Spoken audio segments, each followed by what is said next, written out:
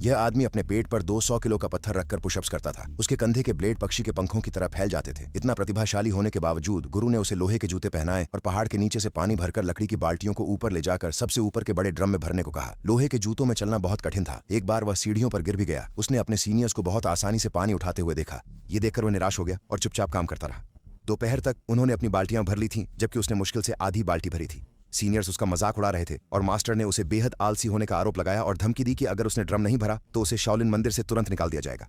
वह तुरंत घुटनों के बल गिर पड़ा और माफी मांगने लगा, क्योंकि वह शाओलिन मंदिर में रहकर कुंग फू सीखना चाहता था। फिर वह बार बार पानी लाता रहा जब तक कि उसने अंततः ड्रम भर नहीं दिया। उसके कंधों की त्वचा छिल गई थी और उसके पैर इतने भारी हो गए थे कि ऐसा लग रहा था कि वह एक कदम भी नहीं उठा सकता। जैसे ही उसने आराम करना शुरू किया, मास्टर फिर से आ गए और उसे लकड़ी काटने का आदेश दिया। वह शाओलिन मंदिर में 2 साल से था, लेकिन अभी तक उसने एक भी मार्शल आर्ट तकनीक नहीं सीखी थी। उसने लकड़ी पर अपना गुस्सा निकालना शुरू कर दिया। तभी ध्यान की ऊर्जा से मदहोश एक भिक्षु वहां से गुजरा और तुरंत उसके चेहरे पर लिखी चिंता को समझ गया। भिक्षु ने समझाया कि पानी भरना और लकड़ी काटना शाओलिन की बुनियादी प्रशिक्षण अभ्यास हैं। वे हाथों और पैरों दोनों को मजबूत बनाते हैं। यह सुनकर उसने सब कुछ समझ लिया और भिक्षु के सामने घुटनों के बल गिरकर उसका शिष्य बनने की प्रार्थना की। भिक्षु ने कहा कि वह मार्शल आर्ट्स नहीं जानता था, लेकिन फिर भी अंधा होने के बावजूद भिक्षु की आंतरिक ऊर्जा अद्भुत थी। वह आदमी भिक्षु की अंधी कुंग फू तकनीक से बहुत प्रभावित हुआ और अगले दिन उसने भिक्षु की पीने की शैली की तकनीकों का अभ्यास शुरू किया।